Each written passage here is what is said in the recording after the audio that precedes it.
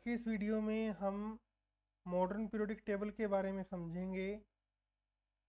जो previous videos थे उसमें हमने जो केमिकल एलिमेंट्स थे उनकी क्लासिफिकेशन के बारे में समझा है और उस फील्ड में जो डेवलपमेंट्स हुई उनके बारे में समझा।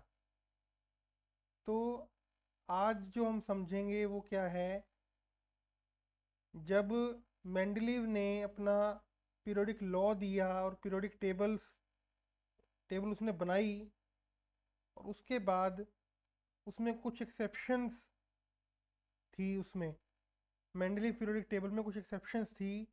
उनको ओवरकम करने के लिए हेनरी मोज़ले ने एक लॉ दिया जो कि मॉडर्न पीरियोडिक लॉ के नाम से जाना जाता है।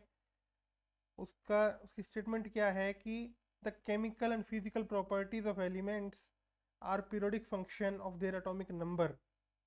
जो मेंडलीव्स लॉ था उसमें स्टेटमेंट थी कि the chemical and physical properties of elements are periodic function of their atomic mass। Mendeleev ने एटॉमिक मास के अकॉर्डिंग अरेंज किया था और हेनरी मोज़ले और इन्होंने सब ने एटॉमिक नंबर के अकॉर्डिंग अरेंज किया उसको। और वही जो लॉ है हमारा वो उस पीरियोडिक टेबल का बेस बनता है जो हम आज के टाइम में जिस टेबल से हम केमिस्ट्री की शुरुआत करते हैं। और उस टेबल के स्ट्रक्चर्स को समझने से पहले हमें कुछ बेसिक टर्म्स समझनी पड़ेंगी, जैसे कि शेल, सब शेल, ऑर्बिटल एट्सेट्रा। तो सबसे पहले हम ये देखते हैं कि शेल क्या है। Shell basically related to the orbit in the Bohr's atomic model. अब बोहर्स एटॉमिक मॉडल क्या था वो हम कमिंग वीडियोस में देखेंगे, लेकिन आप बेसिकली ये समझो कि इलेक्ट्रॉन जो है न्यूक्लियस से कितना दूर है। शेल जो है उस डिस्टेंस को डिनोट करता है कि इलेक्ट्रॉन न्यूक्लियस से कितनी दूरी पर प्रेजेंट है। और सब शेल कंटेन करता है ऑर्बिटल्स को और डिफाइन करता है उस इलेक्ट्रॉन क्लाउड की शेप को। इलेक्ट्रॉन क्लाउड बेसिकली क्या होता है, जैसे हम जो घर में सीलिंग फैन होता है उसको जब हम फुल स्पीड में सेट करते हैं तो हमें उसके ब्लेड्स नहीं दिखाई देते। 3 ब्लेड हैं वो दिखाई नहीं देते, लेकिन वो पंखा हमें तेज़ी से घूमता हुआ एक क्लाउड की तरह दिखाई देता है। ऐसे ही सिमिलर ग्राउंड्स पर जो इलेक्ट्रॉन है उसकी वेलोसिटी इतनी तेज़ होती है रिवोल्यूशन करने की कि भाई वो भी हमें पार्टिकल ना दिख के एक क्लाउड के फॉर्म में दिखाई देता है। उसी को बोलते हैं इलेक्ट्रॉन क्लाउड। और each subshell and orbitals have the shape like D orbital have a double dumbbell shape. ये शेप्स हम बाद में देखेंगे कमिंग वीडियोस में। और ऑर्बिटल क्या होता है कि जैसे जो सब शेल है उसकी जो शेप होती है वो शेप हमारे कार्टेशियन कोऑर्डिनेट सिस्टम में किस एंगल पर ये किस टाइप से अरेंज है वो ऑर्बिटल्स होते हैं। और उन ऑर्बिटल्स में एक ऑर्बिटल में 2 ही इलेक्ट्रॉन आते हैं। अब नेक्स्ट क्या है, वैलेंस शेल। वैलेंस शेल क्या होता है, फारदेस्ट अवे शेल। किसी भी एटम में जब हम इलेक्ट्रॉनिक कॉन्फ़िगरेशन बनाते हैं तो जो लास्ट इलेक्ट्रॉन हम भरते हैं उसमें वो जिस शेल में इनकी जितनी दूर है न्यूक्लियस से वो उसका वैलेंस शेल कहलाता है। और जो इलेक्ट्रॉन्स हैं वो वैलेंस इलेक्ट्रॉन्स कहलाते हैं जो उस शेल के अंदर हमने फिल किए हैं। और उसके बाद होता है पेनल्टीमेट शेल। पेनल्टीमेट शेल क्या होता है, सेकंड फ्रॉम द लास्ट, यानी कि वैलेंस शेल से एक शेल पहले। और एंटी पेनल्टीमेट होता है वैलेंस शेल से 2 शेल पहले। और ये वैसे इंग्लिश के वर्ड्स हैं, penultimate and anti penultimate, second last and third last. अब हम ये देखते हैं कि जो स्ट्रक्चर है पीरियोडिक टेबल का वो कैसा होता है। तो फर्स्ट है, periodic table is divided into 4 blocks, 7 periods and 18 groups. अब देखते हैं कि जो ये ब्लॉक, पीरियड और ग्रुप है ये क्या होता है। तो ब्लॉक बेसिकली क्या है, कलेक्शन ऑफ एलिमेंट्स जिसमें जो लास्ट इलेक्ट्रॉन है वो सेम सब शेल में एंटर कर जाए। और पीरियड क्या होता है, ये हमारे horizontal division of the table. Periods जो हैं horizontal division of the table हैं, जिसमें constituted by the elements with same valence shell. उनका वैलेंस शेल सेम है, लेकिन उनके लिए इलेक्ट्रॉन्स अलग अलग वैलेंस ऑर्बिटल्स में एंटर करते हैं। ग्रुप क्या होता है, ग्रुप होता है vertical division of the table. और उस डिवीज़न में, एक ग्रुप में वो सारे एलिमेंट्स प्लेस किए जाते हैं जिनके पास similar valence shell electronic configuration, यानी कि वैलेंस शेल भले ही बदल जाए लेकिन जितने इलेक्ट्रॉन्स एंटर करने चाहिए वो सेम नंबर ऑफ इलेक्ट्रॉन्स उसके अंदर एंटर करते हैं। तो वो जो है वर्टिकल डिवीज़न वो ग्रुप होती है। यस, ये देखो, अब इसमें आपको पिक्चर में दिखाई दे रहा है जो डिफरेंट कलर्स हैं हमारे पास वो ब्लॉक्स को डिनोट करते हैं। जो ऑरेंज कलर है वो एस ब्लॉक है, और ब्लू कलर है वो डी ब्लॉक है, येलो कलर है वो पी ब्लॉक है, और जो ग्रीन कलर है वो हमारा एफ ब्लॉक है। अब ये नाम जो है ये कहाँ से आए, basically s p d f ही क्यों लिखा गया, या मतलब कोई और अल्फ़ाबेट क्यों नहीं यूज़ किए इसमें। वो इसलिए नहीं किए क्योंकि एस पी डी एफ जो है ये कुछ टर्म्स होती हैं, कुछ टेक्निक्स होती हैं, उनमें यूज़ होती हैं ये टर्म्स, वहाँ से ली गई हैं। S for sharp, P for principal, D for diffused, और एफ फॉर फंडामेंटल।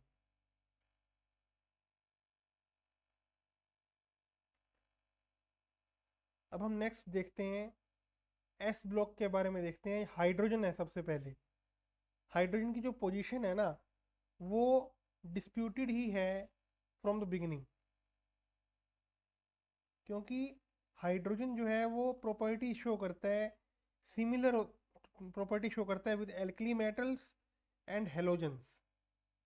यानी कि ये देखो, अब जो फर्स्ट ग्रुप है हाइड्रोजन उसके साथ भी सिमिलर प्रॉपर्टी शो करता है, और जो 17th ग्रुप है उसके साथ भी हाइड्रोजन सिमिलर प्रॉपर्टी शो करता है।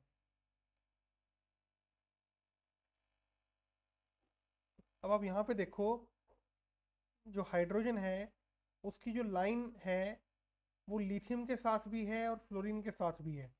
ये बेसिकली क्या है, ये वो टेबल है जो हेनरी मोजले, चार्ल्स रेले बुरे और नेल्स बोहर ने अपने टाइम पर पब्लिश की थी।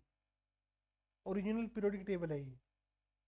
और जो पीछे दिखाई गई है ये वाली, वो है हमारी आज जो हम पढ़ते हैं मॉडर्न पीरियोडिक टेबल।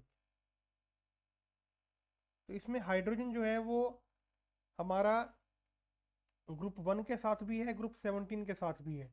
वो कैसे है, अब थोड़ा देखते हैं कि भाई उसमें H+ एक स्पीशीज होती है और H- भी एक स्पीशीज होती है। H+ बेसिकली प्रोटॉन होता है और H- हाइड्राइड होता है। प्रोटॉन जो है वो अनस्टेबल स्पीशीज है, बेयर प्रोटॉन्स कांट एग्जिस्ट। लेकिन H+ के जैसा ही Li+ Na+ भी होते हैं, इसलिए similar to first group.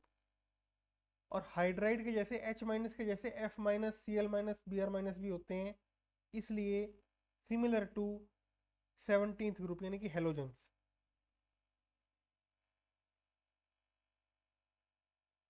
Next है हीलियम। हीलियम जो है वो नोबल गैस है, इसलिए ग्रुप 18 में रखा गया है। लेकिन उसकी जो कॉन्फ़िगरेशन है वो हमारे एल्कलाइन अर्थ मेटल्स के साथ सिमिलर है, यानी कि सेकंड ग्रुप के साथ सिमिलर है कॉन्फ़िगरेशन, लेकिन उसकी प्रॉपर्टीज़ हैं, रिएक्टिविटी है, वो सिमिलर है हमारी नोबल गैसेस के साथ। इसलिए उसको ग्रुप 18 में रख दिया गया। लेकिन helium is not a P block element, it is A S block element. ये बात आपको याद रखनी है। अब नेक्स्ट हम देखते हैं कि group 1 elements are called as alkali metals. ये मैंने अभी बताया कि जैसे हाइड्रोजन की जो प्रॉपर्टीज़ हैं वो एल्कली मेटल्स और हेलोजन से सिमिलर होती हैं। तो एल्कली मेटल्स बेसिकली क्या है, जो ग्रुप 1 है हमारा, लिथियम, सोडियम, पोटेशियम, ये सारे एल्कली मेटल्स होते हैं। एल्कली मेटल्स क्यों बोलते हैं? क्योंकि वो मेटल्स जो वाटर के साथ एल्कली यानी कि बेसिक सोल्यूशन देते हैं। आपने सुना होगा NaOH, लैब में यूज़ करते हैं हम, KOH जो मॉइस्चर को सोख लेता है, मॉइस्चर सेंसिटिव कंपाउंड है वो। ये सारे मेटल्स जो होते हैं वो वाटर के साथ बेसिक सोल्यूशन देते हैं और they are found in marine water as salts. जो समुद्र का पानी होता है वो खारा क्यों होता है? वो इन मेटल्स के यानी कि सोडियम, लिथियम, पोटेशियम के सॉल्ट्स की प्रेजेंस की वजह से खारा पानी है समुद्र का पानी जो है, मरीन वाटर। अब नेक्स्ट है group 2। Group 2 are called alkaline earth metals. Alkaline earth metals क्यों? एल्कलाइन इसलिए कि वाटर के साथ बेसिक सोल्यूशन देते हैं, और अर्थ मेटल्स इसलिए क्योंकि इनके जो ओर्स होते हैं, इनका जो एब्स्ट्रैक्शन होता है वो ओर्स अर्थ क्रस्ट में मिल जाते हैं, जबकि एल्कली मेटल्स के जो ओर्स यानी कि जो मेटल्स हैं वो समुद्र में मिलते हैं, सी वाटर में पाए जाते हैं। इसलिए ग्रुप 2 को एल्कलाइन अर्थ मेटल्स के वाटर के साथ बेसिक सोल्यूशन देते हैं और ओर्स अर्थ क्रस्ट में पाए जाते हैं। जैसे आपने कैल्शियम ऑक्साइड सुना होगा, चूना सुना होगा आपने, बेसिकली चूना होता है, चूना जो दीवारों पर हम पहले के ज़माने में चूना करवाते थे, वाइट वॉश। वो white wash basically calcium oxide से बनता है। अब नेक्स्ट है P block elements. P block consist of non metals, metalloids and halogens and noble gases except helium. ये काफ़ी इंपॉर्टेंट पॉइंट है यहाँ पे, एक्सेप्ट हीलियम। हीलियम जो है वो एस ब्लॉक है, पी ब्लॉक नहीं है, लेकिन उसकी प्रॉपर्टीज़ की वजह से उसको ग्रुप 18 के साथ रखा गया है।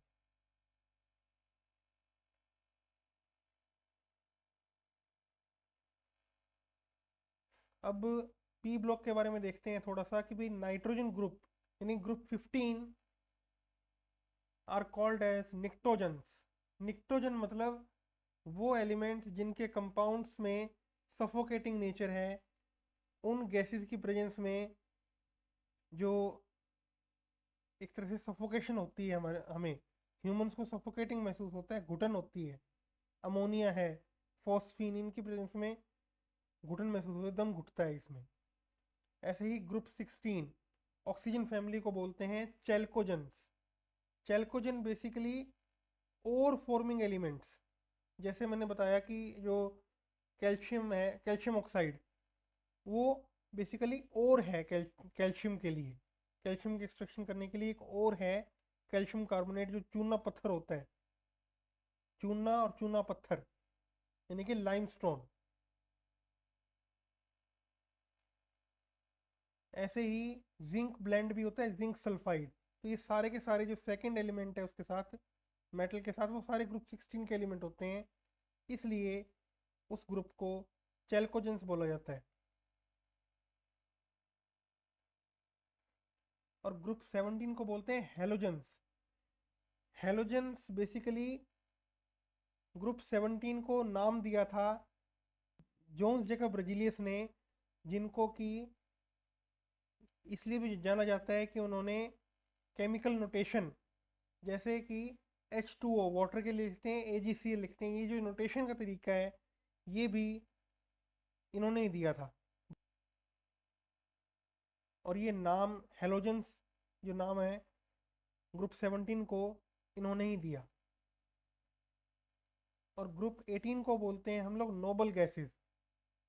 अब यहाँ पर एक चीज़ है कि नोबल गैसेस और इनर्ट गैसेस के दो नाम हैं ग्रुप 18 के ही, लेकिन 1962 से पहले इसको इनर्ट गैसेस बोला जाता था, क्योंकि इनको डिटेक्ट करना इतना मुश्किल था, क्योंकि इनकी रिएक्शंस तो थी नहीं कि इसको कंपाउंड में से निकाल दिया, डिटेक्ट कर लिया, और ये गैसेस एनवायरनमेंट में इंडिविजुअली प्रेजेंट थी, इसलिए इनको इनर्ट गैसेस बोला गया। लेकिन 1962 के बाद कुछ एक्सपेरिमेंट्स हुए 1962 में।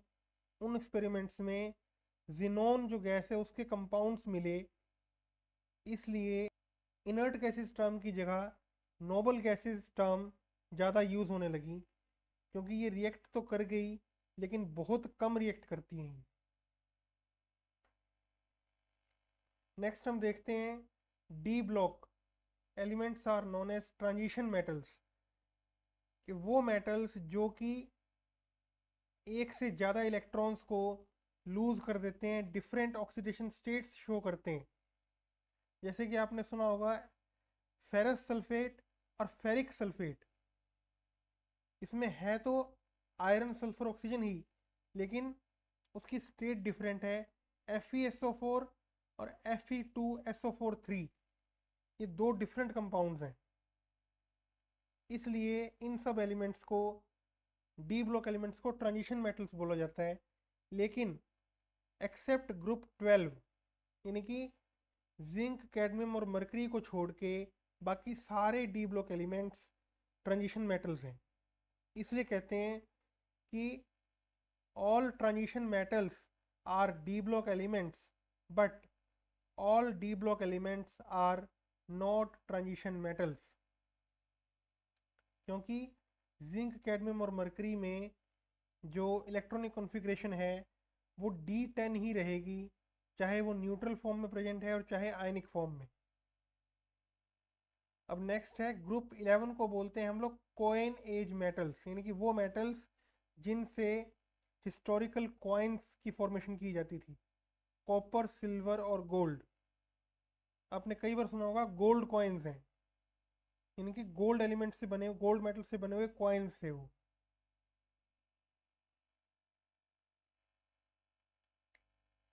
नेक्स्ट है हमारे पास एफ ब्लॉक। अब यहाँ पर एक चीज़ है, ये अब देखो दोबारा ध्यान से, जो ऑरेंज कलर में वो एस ब्लॉक है, ब्लू कलर में डी ब्लॉक, येलो में पी ब्लॉक, और नीचे देखो अब नीचे क्या है, ग्रीन कलर में आपको 28 एलिमेंट्स अलग से लिखे हुए दिखाई दे रहे हैं। वो क्यों दिखाई देते हैं, नीचे क्यों लिखा जाता है? तो to avoid the over lengthening of the table, ताकि हमें उसको रीड करना आसान रहे, इसलिए उनको बॉटम में प्लेस कर दिया गया। उसके बीच में है असल में वो, ये जो स्टार सिंबल एस्टिक लगा हुआ है यहाँ पे बीच में देखो, उसके उसकी जो सिग्निफिकेंस है वो क्या है कि ये सारे के सारे एलिमेंट्स ग्रुप 3 को बिलोंग करते हैं, और इनको बोलते हैं इनर ट्रांजिशन एलिमेंट्स, यानी कि वो एलिमेंट्स जो ट्रांजिशन सीरीज के बीच में ही एक और ट्रांजिशन सीरीज बना दें। लेकिन यहाँ पर lanthanum और actinium are d block elements, they have n-1 d1 configuration, d1ns2 configurations। lanthanum और actinium जो है वो d block elements हैं, वो f block elements नहीं हैं, ये बात आपको याद रखनी पड़ेगी। लेकिन कई बार टेबल्स में या बुक्स में उनको f block elements के साथ ही प्लेस कर देते हैं। वो ऐसा क्यों होता है?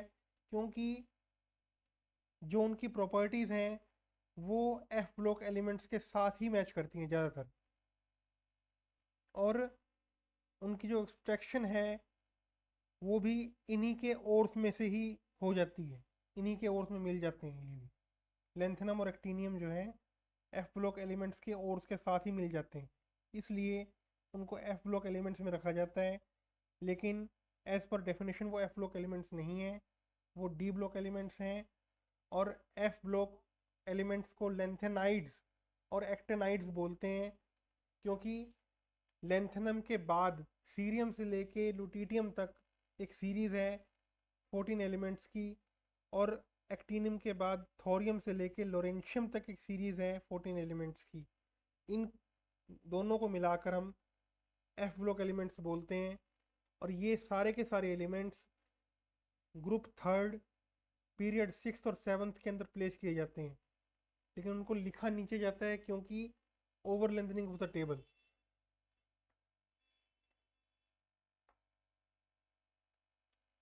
अब यहाँ पर कुछ इंपॉर्टेंट पॉइंट्स हैं कि all transuranium elements are synthetic and all transbismuth elements are radioactive. यानी कि जितने भी हमारे पास, ये देखो एटॉमिक नंबर 92 जो है यूरेनियम, यू लिखा है यहाँ पर, इसके बाद NP, PU, AM, ये सारे के सारे एलिमेंट्स सिंथेटिक होते हैं। और एटॉमिक नंबर 83 पी ब्लॉक में देखो, एटॉमिक नंबर 83 देखो आप, उसके बाद 84 से लेकर के 118 तक ये सारे के सारे एलिमेंट्स रेडियो एक्टिव हैं। और technetium and promethium are the two pre bismuth elements which are radioactive. यानी कि अब आप यहाँ ध्यान से देखो, बीच में एटॉमिक नंबर 43 TC लिखा हुआ है, इसमें ये सारे के सारे डी ब्लॉक एलिमेंट्स में से सिर्फ एक टेक्नीशियम ही है जो कि रेडियो एक्टिव एलिमेंट है। और सभी लेंथेनाइड्स में से एटॉमिक नंबर 61 यानी कि प्रोमीथियम रेडियो एक्टिव एलिमेंट है।